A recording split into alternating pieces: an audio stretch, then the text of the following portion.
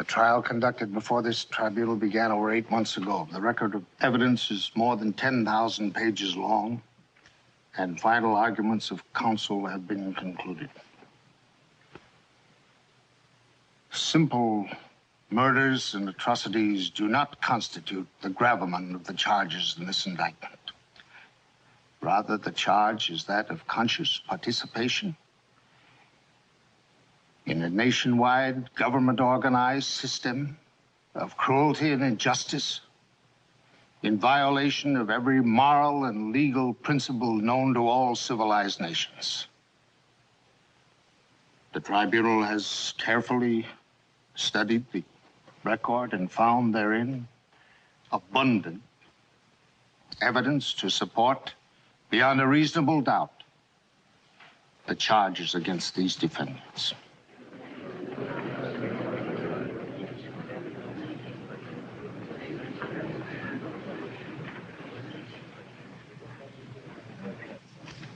Herr Rolf, his very skillful defense, has asserted that there are others who must share the ultimate responsibility for what happened here in Germany.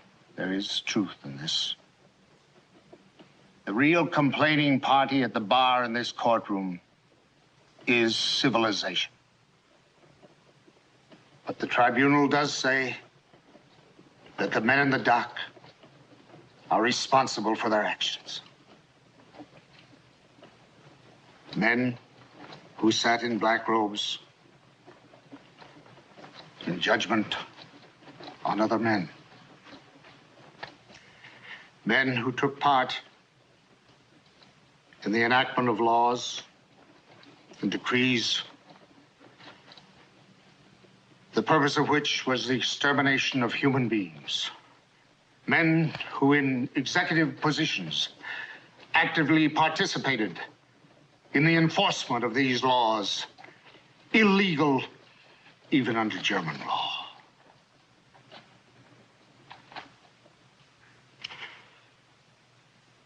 The principle of criminal law in every civilized society has this in common. Any person who sways another to commit murder,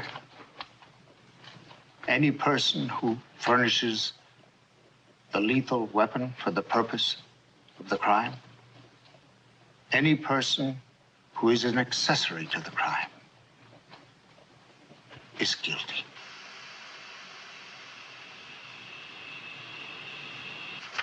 Herr Rolf further asserts that the defendant, Janning, was an extraordinary jurist and acted in what he thought was the best interest of his country. There is truth in this also. Janning, to be sure, is a tragic figure. We believe he loathed the evil he did. But compassion for the present torture of his soul must not beget forgetfulness of the torture and the death of millions by the government of which he was a part.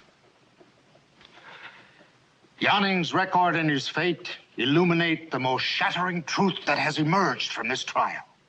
If he and all of the other defendants had been degraded perverts, if all of the leaders of the Third Reich had been sadistic monsters and maniacs, then these events would have no more moral significance than an earthquake or any other natural catastrophe. But this trial has shown that under a national crisis, ordinary, even able and extraordinary men can delude themselves into the commission of crimes so vast and heinous that they beggar the imagination. No one who has sat through the trial can ever forget them.